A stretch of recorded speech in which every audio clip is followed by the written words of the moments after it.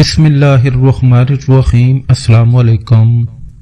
2002 میں انارکلی لاہور میں میری کھلونوں کی ایک مشہور دکان تھی جہاں پر ہر وقت گاہکوں کا رش لگا رہتا تھا۔ ایک فقیرنی کی 10 سالہ بیٹی ہر روز میری دکان کے سامنے آ کر بیٹھ جاتی اور میری دکان پر کھلونے دیکھ کر خوش ہوتی تھی۔ وہ اشاروں سے ان کھلونوں کو ترتیب بھی دیتی تھی اور یہی اس کا مشغلہ تھا۔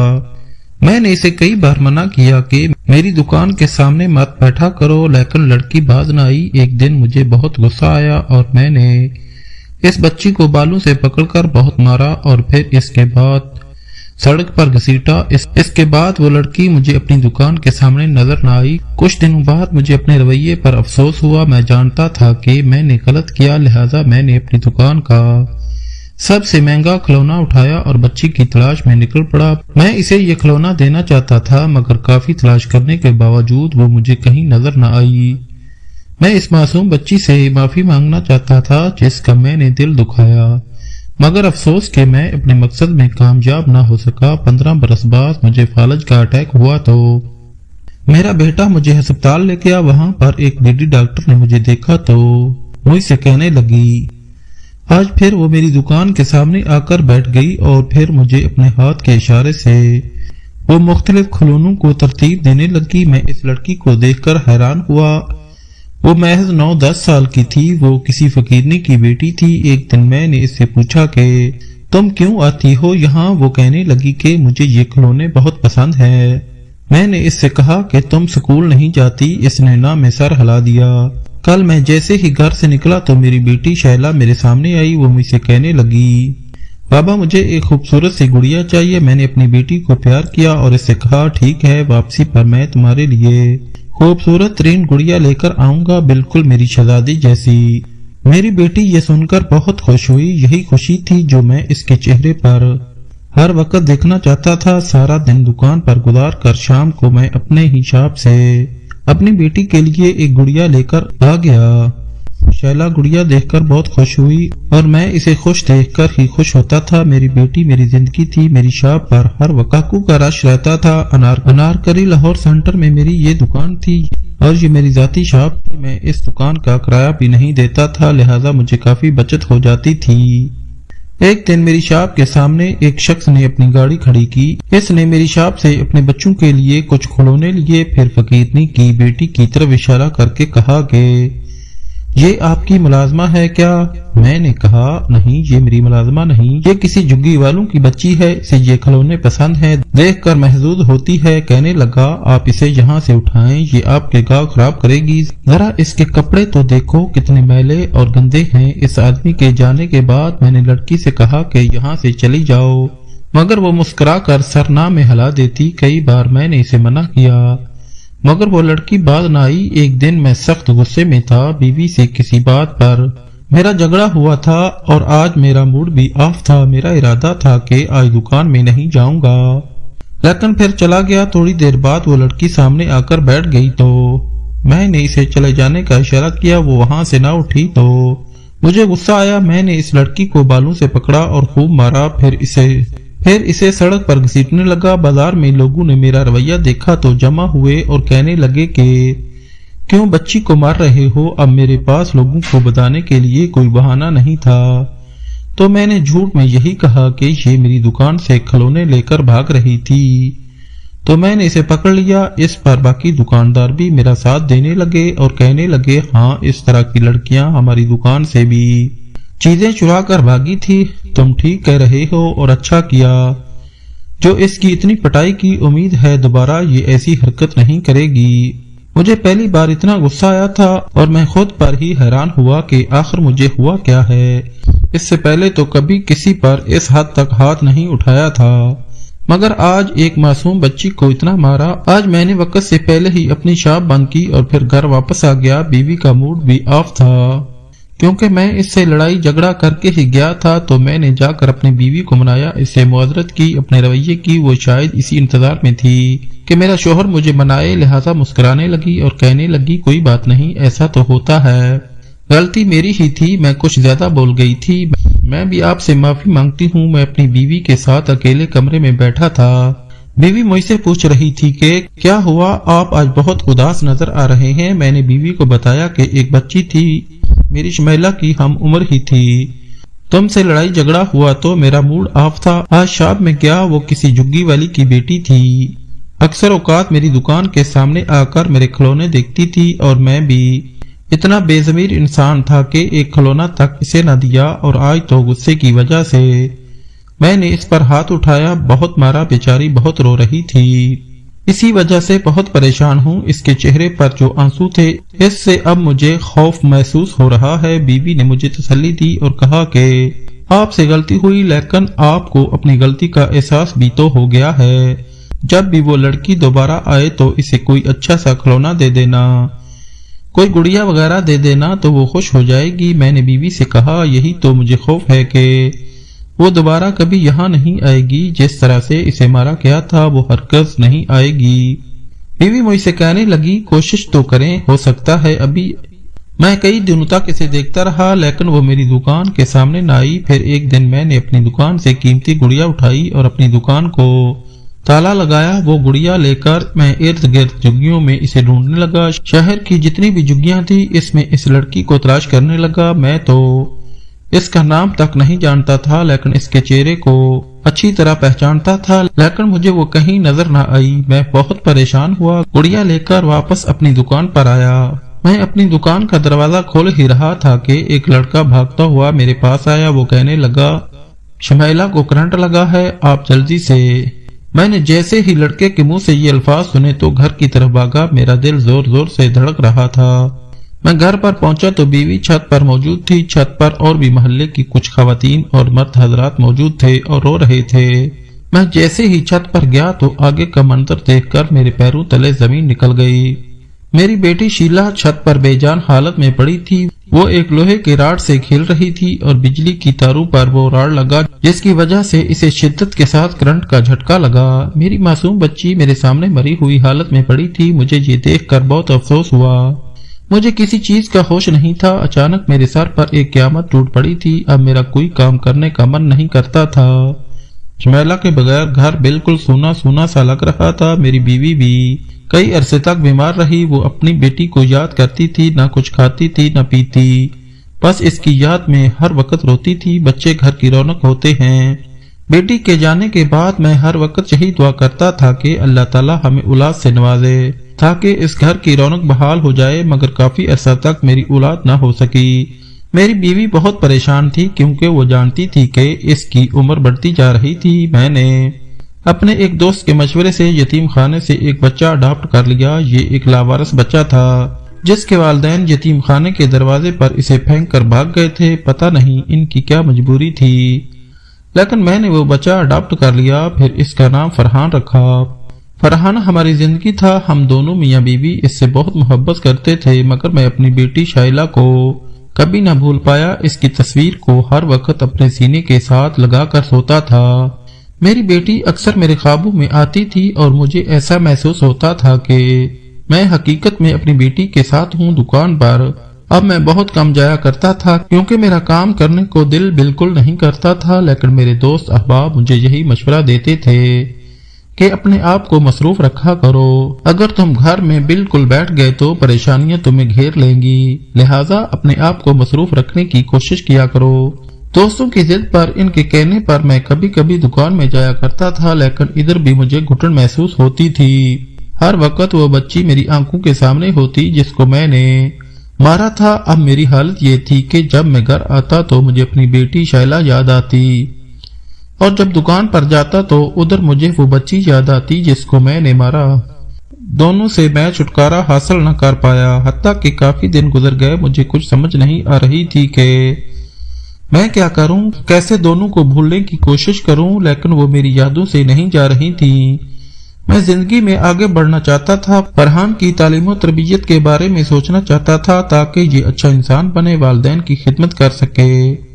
وقت اتنی تیزی سے گزرا کہ پتہ ہی نہ چلا کہ فرحان جوان ہو گیا اور میری بیوی بھی مجھ سے جدا ہو گئی۔ حالانکہ فرحان میرا بہت خیال رکھتا تھا، لیکن میری حقیقی ساتھی تو میری بیوی تھی جس نے ہر موڑ پر میرا ساتھ دیا۔ ہمارے درمیان چھوٹے موٹے لڑائی جھگڑے ضرور ہوتے تھے، لیکن وہ مجھ سے محبت کرتی تھی اور میں اس چیز سے واقف تھا۔ وہ مجھ سے بہت مخلص تھی، مجھے پریشان نہیں دیکھ سکتی تھی، جب بھی پریشان ہوتا تو وہ میرا سہارا بنتی تھی۔ میں اس گھر میں بچے دیکھتا تھا، اپنے پوتے پوتیوں کو کھیلتے ہوئے دیکھنا چاہتا تھا، لہٰذا ایک مناسب رشتہ دیکھ کر میں نے اپنے بیٹے فرحان کی شادی کی۔ میں تو اپنی بہو کو اپنی بیٹی جیسا ہی سمجھتا تھا، مگر افسوس کہ بہو مجھے ہی اس گھر پر بوجھ سمجھتی تھی۔ وہ میرے خلاف اکثر فرحان کو بھڑکاتی تھی، مگر فرحان اس کی باتیں انسنی کر دیتا تھا۔ شاید بہو کو اب بھی اسی بات کا افسوس تھا کہ گھر کے سارے اخراجات میرے پاس رہتے ہیں اور میں اس گھر کا بڑا تھا۔ فرحان کو جس چیز کی بھی ضرورت ہوتی تھی وہ مجھ سے ہی مانگتا تھا۔ آج جیسے ہی فرحان گھر میں آیا تو بہو اس سے کہنے لگی کہ میں نے آپ سے ایک ضروری بات کرنی ہے۔ آپ دیکھتے ہیں کہ ابا جان کتنی تنہائی محسوس کرتے ہیں، اب تو دکان بھی کرائے پر دے دی ہے، اور جب سے آپ کی ماں کا انتقال ہوا ہے آپ کا باپ بالکل تنہا رہ چکا ہے۔ میرے دماغ میں ایک آئیڈیا آیا ہے کہ کسی طرح ابا کی شادی کر دیں تو اس کو سہارا مل جائے گا اور اس کا دل بھی لگا رہے گا۔ فرحان نے جیسے ہی یہ بات سنی تو اپنی بیوی سے کہا کہ تم پاگل تو نہیں ہو گئی، ابا کی عمر 60 برس سے بڑھ چکی ہے اور اب اس عمر میں وہ کیسے شادی کریں گے؟ لیکن فرحان کی بیوی اس سے بار بار یہی کہہ رہی تھی کہ ایک دفعہ ابا سے بات تو کریں، مجھے اس بات کا یقین ہے کہ ابا شادی کے لیے راضی ہو جائیں گے۔ اس کے بعد فرحان نے اپنے باپ سے بات کی کہ ہمارا ارادہ ہے کہ آپ کی کسی بیوہ عورت سے شادی کر دیں، جس پر فرحان کا باپ طاہر صاحب غصے سے چلا اٹھا کہ بیٹا کیسی باتیں کر رہے ہو، تم سوچ بھی کیسے سکتے ہو کہ میں اب اس عمر میں شادی کروں گا؟ تم اسے ایسا مذاق کرو گے کہ میں نے کبھی سوچا نہیں تھا۔ وہ کہہ رہا تھا کہ ابا میں مذاق نہیں کر رہا تھا، میں نے آپ کو افسردہ دیکھا ہے، آپ کے چہرے پر اداسی ہے، اس لیے سوچا کہ اگر آپ کی بیوی ہوگی وہ آپ کا خیال رکھے گی اور آپ کا دل بھی لگا رہے گا۔ لیکن طاہر صاحب نے اپنے بیٹے سے یہی کہا کہ دوبارہ ایسی بات مت کرنا ورنہ مجھ سے برا کوئی نہیں ہوگا۔ فرحان اپنی بیوی کے پاس آیا اور اپنی بیوی کو ڈانٹ کر کہا کہ میں نہ کہتا تھا کہ ابا مجھے ڈانٹیں گے، تم نے عجیب بات کی، میں نے ابا سے بات کی تو ابا مجھ پر برس پڑے، وہ ناراض ہو گئے کہ تو نے ایسی بات کیوں کی، عمر کے اس حصے میں ابا شادی کے بارے میں سوچ بھی نہیں سکتے اور تو نے مجھے ایسی بات کرنے کو کہا، دوبارہ ایسی بات منہ سے مت نکالنا۔ عالیہ دل میں سوچنے لگی کہ میرا منصوبہ تو ناکام ہی رہا، کیونکہ اس کا منصوبہ تھا کہ جیسے ہی فرحان کے باپ کی شادی ہوگی تو پھر اس کو سنبھالنے والی کوئی عورت آ جائے گی تو میری جان چھوٹے گی اور پھر فرحان سے کہہ کر ہم ابا سے الگ ہو جائیں گے، لیکن اس کا یہ منصوبہ ناکام رہا۔ آج عالیہ کی دوست اس سے ملنے آئی، عالیہ نے اپنی دوست کے لیے چائے بنائی، اس کے بچے بھی اس کے ساتھ ہی تھے، وہ کھیل رہے تھے، اچھل کود کر رہے تھے، جبکہ طاہر صاحب اپنے کمرے میں بیٹھے کتاب پڑھنے میں مصروف تھے۔ بچے بار بار ان کے کمرے کے سامنے شور کرتے اور تنگ کرتے اور طاہر صاحب نے بچوں کو بڑے پیار سے کہا کہ بیٹا ادھر مت کھیلو، وہاں جا کر کھیلو، لیکن وہ بچے ہی تھے، بار بار اسے تنگ کر رہے تھے۔ آخرکار طاہر صاحب کو غصہ آیا، اس نے کتاب بند کی اور عالیہ سے کہا کہ ان بچوں کو یہاں سے لے جاؤ، کب کا میں منع کر رہا ہوں، بار بار مجھے تنگ کر رہے ہیں، کوئی اتنے شیطان بچے ہیں، زندگی میں ایسے بچے میں نے کبھی نہیں دیکھے۔ عالیہ کی دوست نے جب یہ سنا تو اسے غصہ آیا، اس نے کہا اب میں اس گھر میں ایک منٹ بھی نہیں ٹھہر سکتی۔ عالیہ اپنی دوست کی منت کر رہی تھی، لیکن وہ یہی کہہ رہی تھی کہ آپ کے سسر نے میرے بچوں کو ڈانٹا ہے، کوئی مہمان کے بچوں سے ایسے کہتا ہے۔ وہ وہاں سے چلی گئی اور جاتے وقت بڑی ہی خاموشی سے عالیہ کے کان میں کہا کہ یہ تمہارا سسر جب تک تمہارے ساتھ اس گھر میں رہے گا سکون کا سانس نہیں لے پاؤ گی، بہتری اسی میں ہے کہ ابھی سے الگ ہو جاؤ۔ پھر وہ وہاں سے چلی گئی اور عالیہ یہی سوچتی رہی کہ میری دوست ٹھیک کہہ رہی تھی، سسر کے ہوتے ہوئے میں اس گھر میں سکون کا سانس نہیں لے پاؤں گی۔ خیر اس نے بھی دل میں اپنا پکا ارادہ کر لیا کہ کبھی نہ کبھی تو مجھے کوئی ایسا موقع ضرور ملے گا کہ اس بڈے کو اس گھر سے چلتا کروں گی۔ آج شام کو طاہر صاحب واک کے لیے گھر سے باہر نکلے تو اس نے اپنی آنکھوں سے ایک عجیب منظر دیکھا۔ اس نے دیکھا کہ ایک عورت جس کی عمر لگ بھگ 50 برس کے قریب تھی وہ کوڑے پر بیٹھ کر کچھ کر رہی تھی۔ جب غور کیا تو پتا چلا کہ وہاں نان کے ٹکڑے پڑے تھے، وہ صاف کر کے اکٹھے کر رہی تھی۔ یہ دیکھ کر طاہر صاحب کا دل پگھل گیا، وہ اس عورت کے پاس آئے اور کہا کہ بہن آؤ میرے ساتھ، میرے گھر میں چلو۔ تمہیں کھانا کھلاتا ہوں۔ اس عورت نے ایک بار طاہر صاحب کی طرف دیکھا اور پھر کہا، بھائی آپ کی مہربانی، میں ٹھیک ہوں، میری قسمت میں اسی طرح کے دھکے لکھے ہوئے ہیں۔ مگر طاہر صاحب نے بار بار اس سے کہا کہ میں آپ سے کہہ رہا ہوں آپ مجھے اپنا بھائی سمجھیں اور میرے ساتھ میرے گھر چلیں۔ اس پر وہ عورت کہنے لگی، مجھے بہت بھوک ہے، 2 روٹیاں کھاؤں گی۔ طاہر صاحب نے کہا، جتنی مرضی آپ کھا لیں، لیکن میرے ساتھ تو چلیں۔ اس کے کپڑے بہت میلے تھے، بال بکھرے ہوئے تھے۔ طاہر صاحب اسے اپنے گھر لے آئے۔ گھر میں داخل ہوئے تو عالیہ نے دیکھا کہ ایک میلی کچیلی عورت اس کے سسر کے ساتھ ہے۔ اس نے اپنے سسر سے پوچھا کہ یہ عورت کون ہے؟ اس پر طاہر صاحب نے اپنی بہو کو بتایا کہ یہ بیچاری بھوکی ہے، اس کو کھانا کھلاؤ اور اپنا کوئی جوڑا اسے دے دو تاکہ یہ صاف کپڑے پہن سکے۔ یہ سن کر عالیہ کا موڈ آف ہو گیا، لیکن وہ اپنے سسر کا کہنا کیسے ٹال سکتی تھی۔ اس نے عورت کے لیے روٹیاں پکانا شروع کی اور اپنا ایک پرانا سا جوڑا دیا۔ طاہر صاحب نے اس عورت سے کہا کہ آپ غسل کر لیں اور پھر اس کے بعد یہ جوڑا پہن لیں۔ عورت نہا دھو کے کپڑے پہن کر طاہر صاحب کے سامنے آئی۔ اسے دیکھ کر لگتا نہیں تھا کہ یہ کوئی مانگنے والی بیکارن ہے۔ ایک اچھے خاندان سے معلوم ہوتی تھی۔ اس کے بعد جب کھانا اسے پیش کیا گیا تو بیچاری کھانے پر ٹوٹ بڑی، ایسے معلوم ہوتا تھا کئی دنوں سے بھوکی ہے اور ٹھیک سے کھانا نہیں کھایا۔ جب کھانا کھا چکی تو اس نے طاہر صاحب کا شکریہ ادا کیا۔ طاہر نے اس عورت سے پوچھا کہ آپ کو دیکھ کے ایسا معلوم ہوتا ہے کہ آپ ایک اچھے خاندان سے ہیں، مجھے تو آپ پڑھی لکھی بھی معلوم ہوتی ہیں۔ جس پر اس عورت نے اپنے آنسو صاف کرتے ہوئے کہا کہ آپ ٹھیک کہہ رہے ہیں، میں 10 جماعتیں پڑھی ہوں، مگر میرا مقصد اپنی اولاد کو تعلیم دلوانا تھا، لہذا شادی کے بعد اپنے بچوں کو خوب پڑھایا، سلائی کڑھائی کر کے میں نے اپنے بچوں کو تعلیم دلوائی اور ان کے سکول کی فیس ادا کی۔ مگر جب میرے بیٹے بڑے ہوئے تو انہوں نے مایوس کیا۔ پہلے ایک بیٹا انگلینڈ گیا، پھر اس نے اپنے دوسرے بھائی کو بھی وہیں بلوا لیا۔ اب وہاں 2 بیٹے جاب کرتے ہیں، لیکن تیسرا اپنی پڑھائی کر رہا ہے۔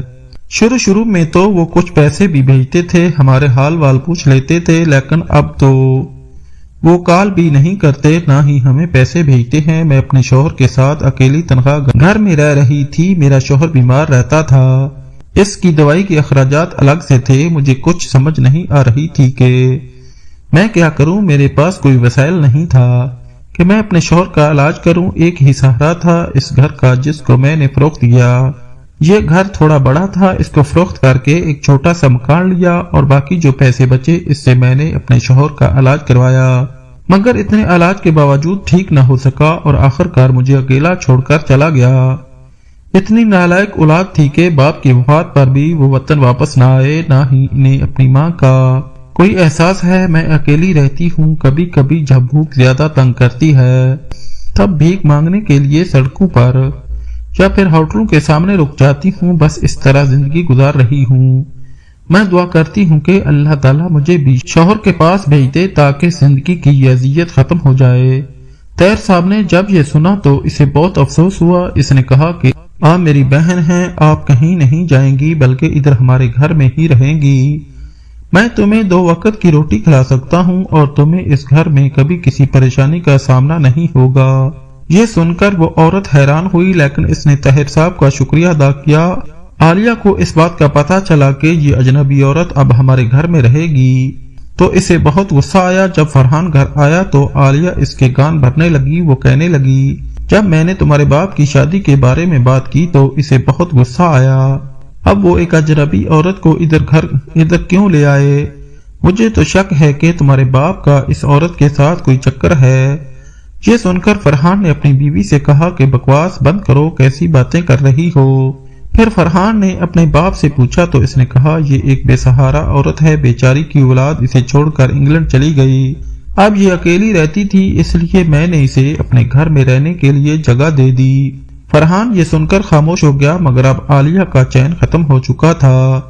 وہ اس عورت کو گھر میں برداشت نہیں کر سکتی تھی، حالانکہ وہ عورت عالیہ کے ساتھ کام بھی کرتی تھی، کپڑے دھو کر بھی دیتی، جھاڑو پونچھا بھی لگاتی تھی، لیکن اس کے باوجود عالیہ کو وہ ایک آنکھ نہیں بھاتی تھی۔ صبح ہی اس نے فرحان سے کہا کہ میں نے جو کہا تھا وہ غلط نہیں تھا، تمہارے باپ کا واقعی اس عورت کے ساتھ کوئی چکر ہے۔ آدھی رات کو یہ عورت تمہارے باپ کے کمرے میں واپس آ رہی تھی، حالانکہ یہ اس نے فرحان کے باپ پر بہت بڑا بہتان لگایا تھا، مگر وہ بیوی کی باتوں میں آ گیا۔ صبح صبح ہی اپنے باپ سے جھگڑا کرنے لگا کہ اس عورت کو یہاں سے نکالے، میں اس کی شکل نہیں دیکھنا چاہتا۔ طاہر صاحب کو غصہ آ گیا اور بیٹے کو سمجھانے لگا کہ بیٹا عقل کے ناخن لو، یہ تم اپنے باپ سے کس لہجے میں بات کر رہے ہو؟ میں اس گھر کا مالک ہوں، میں جو چاہوں گا وہی ہوگا۔ اس پر فرحان نے اپنے باپ سے کہا تو اب مجھے سمجھ آئی، عالیہ بالکل ٹھیک کہہ رہی تھی، آپ کا اس عورت کے ساتھ ضرور کوئی چکر ہے۔ طاہر صاحب کو بہت غصہ آیا اور اس نے فرحان کے منہ پر ایک زوردار تھپڑ رسید کیا، جس پر فرحان کا دماغ گھوم گیا۔ اس نے سب سے پہلے اس عورت کو دھکے دے کر گھر سے نکالا، پھر اس کا باپ سامنے آیا تو باپ کو بھی دھکے دے کر گھر سے نکال دیا اور کہا کہ اب اس گھر میں داخل نہیں ہونا۔ عالیہ باپ بیٹے کو لڑوا کر کافی خوش تھی اور دل میں مطمئن ہو چکی تھی۔ فرحان جانتا تھا کہ اس سے بہت بڑی غلطی ہوئی ہے، لیکن پھر بھی اس نے اپنے باپ کو نہ تلاش کیا نہ ہی اس سے معافی مانگی۔ ابھی تھوڑی دیر ہی گزری تھی کہ اس کے دروازے پر دستک ہوئی۔ اس نے دروازہ کھولا تو دیکھا کہ محلے کے کافی لوگ اس کے گھر کے باہر جمع تھے اور اس کے ساتھ طاہر اور وہ عورت بھی کھڑی تھی۔ محلے والوں میں مولوی صاحب آگے آئے اور فرحان سے کہا، بیٹا ہم تو تمہیں بہت عقل مند سمجھتے تھے، مگر تم تو جاہلوں کے سردار نکلے۔ یہ تم نے کیا کیا؟ اپنے باپ کو گھر سے نکال دیا۔ کیا تم جانتے نہیں کہ تم نے کتنا بڑا گناہ کیا؟ ہم طاہر صاحب کو بچپن سے جانتے ہیں، یہ اس محلے میں ہی رہے، بہت اچھے شریف انسان ہیں۔ تمہیں یتیم خانے سے یہ ادھر گھر میں لائے تھے اور تجھے پالا پوسا، پورے محلے کو منع کیا کہ میرے بیٹے کو کبھی مت بتانا کہ یہ یتیم تھا اور میں اسے یتیم خانے سے لایا تھا، اور تو نے اپنے محسن کے ساتھ ایسا سلوک کیا۔ اب تم اس گھر سے جاؤ گے ورنہ ہم تمہارے خلاف کھڑے ہو جائیں گے۔ محلے والوں نے فرحان اور اس کی بیوی کو گھر سے نکال دیا اور طاہر اس عورت کے ساتھ وہاں رہنے لگے۔ فرحان کو اپنی غلطی کا احساس ہوا اور شام سے پہلے ہی وہ گھر آیا اور اپنے باپ کے پیروں میں گر گیا، بار بار یہی کہہ رہا تھا کہ بابا مجھے معاف کر دیں۔ میں اپنی بیوی کے کہنے پر آپ سے لڑ پڑا، بے شک میں خطا پر تھا، آپ تو میرے محسن ہیں، میں ابھی اپنی بیوی کو طلاق دیتا ہوں۔ جس پر طاہر صاحب نے اپنے بیٹے کو منع کیا کہ بیوی کو طلاق نہ دے اور اسے سدھرنے کا ایک موقع ضرور دے دیں۔ عالیہ کو بھی اپنی غلطی کا احساس ہوا اور اس نے اپنے سسر سے معافی مانگی۔ اب فرحان نے اور عالیہ نے اس عورت کو بھی دل سے قبول کیا اور اسے اپنی ماں کا درجہ دیا۔ کچھ عرصہ بعد طاہر صاحب کی اچانک طبیعت خراب ہوئی اور اسے فالج کا جھٹکا لگا۔ فرحان اپنے باپ کی وجہ سے بہت پریشان تھا۔ وہ اپنے والد کو ہسپتال لے گیا اور اس کے علاج میں کوئی کسر نہ چھوڑی۔ وہاں ایک لیڈی ڈاکٹر تھی جس کا نام شائستہ تھا، وہ طاہر صاحب کا علاج کر رہی تھی۔ جتنے دن طاہر صاحب اس ہسپتال میں ایڈمٹ رہے، لیڈی ڈاکٹر نے اس کا بہت خیال رکھا اور اس کا بہترین علاج کیا۔ پھر جب طاہر صاحب مکمل طور پر صحتیاب ہوئے تب اس نے ڈاکٹر صاحبہ کا شکریہ ادا کیا اور کہا کہ آپ کو دیکھ کر مجھے اپنی بیٹی کی یاد آ گئی۔ بچپن میں ہی میری بیٹی کا انتقال ہو گیا تھا، اگر وہ زندہ ہوتی تو اسی طرح میرا خیال رکھتی، اپنے باپ سے محبت کرتی۔